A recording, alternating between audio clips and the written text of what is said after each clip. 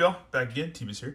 And another Star Wars The Black Series to check out. This is a Star Wars, the book of Boba Fett. So there you go. It's a Boba Fett from the throne room.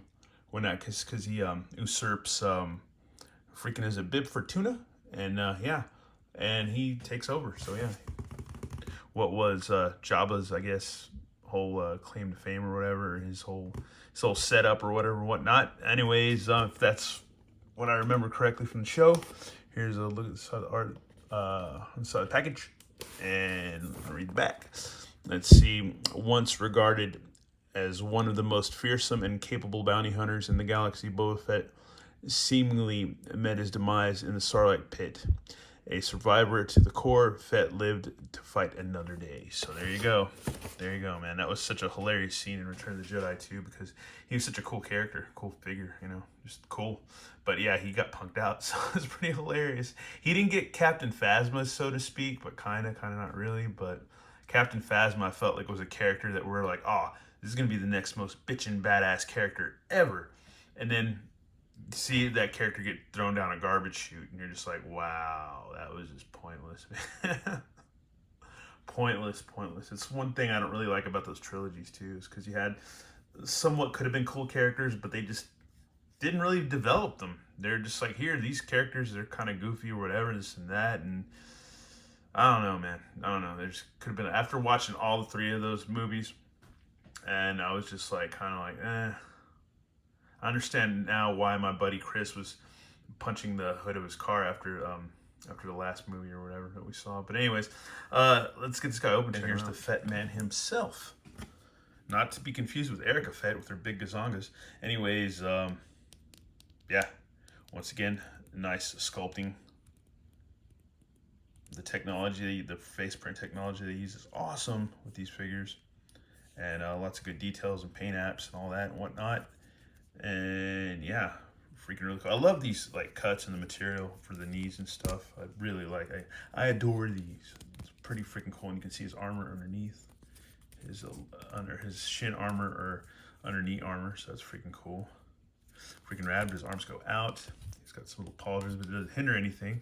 And they swivel about. And he's got no bicep, but he still has his little cables hooked up to his weaponry on his wrist. His wrist rockets and all that. And then you got a side hinge and a swivel. And let's see what else. Yeah, same here. Head can nod and swivel all about. Midriff, or just waist, just right there. You don't have an ab crunch or midriff, so there you go. But you can twist the hell out of it. And let's see, you can do pretty mean karate kicks, so that's good too. Upper thigh cut. He also has a holster attached to his belt and to his upper thigh area. And then you got these cool knees with a swivel underneath. It rotates 360, man, all the way around. And then you got a boot cut, and you got rocker pivot, I believe, and a ballerina swivel that is not hindered. So there you freaking go. All that and then some. That's freaking cool, man. Freaking awesome figure. Anyways, yeah, look at his other weaponry, his wrist rockets, cool stuff. Little projectile darts, and lasers and stuff. Freaking cool. Well, next thing we're gonna do is just get him accessorized and posed up. But before we do that, we have his rocket pack, which I believe if you have the other deluxe Boba Fett, you can add the little flame pieces, little rocket firing pieces or whatever, and out of the thrusters. Freaking go. His helmet, which he has a little scope thing that moves, so that's cool too. And then blaster rifle gun, or whatever you want to call it. There you go. And then this other little pistol. So there you go. That our other figure also had. So yeah, there you have it. All right, let's get him accessorized. Here's my Boba Fett, or our Boba Fett, just all posed up and accessorized. Freaking nice figure, man, especially if you enjoyed the show and stuff like that. And I know I bitch and moan about Star Wars Disney stuff. I do it a lot. I know. But the other thing that's kind of cool is they got a lot of new fans into Star Wars, and they kept some of the same younger fans that are people that are like, I'm old enough to be their dad, like some of my coworkers and stuff like that are really cool. So they're still into it and stuff. even though they find issues with certain things too.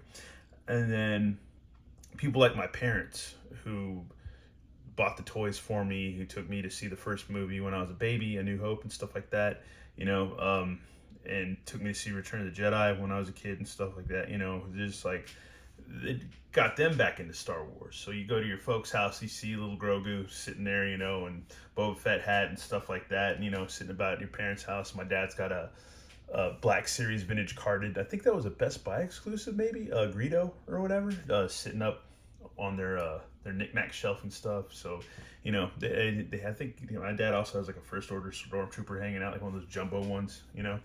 And he went as far as when he was working at the his old job as a manager, same company I work for and stuff. At his store, he dressed up for Halloween as a First Order Stormtrooper. So that's pretty cool too. So you can't really knock all of it, you know. So it's kind of cool to it kind of reignites this passion for Star Wars amongst all kinds of older folks and younger folks and stuff like that too. So it's kind of cool. Anyways, once again, we're done with this review, and couple more figures to check out, and yeah, man, we'll see what else we can get into. Anyways, thanks for watching, y'all. Have a good one. All right, later.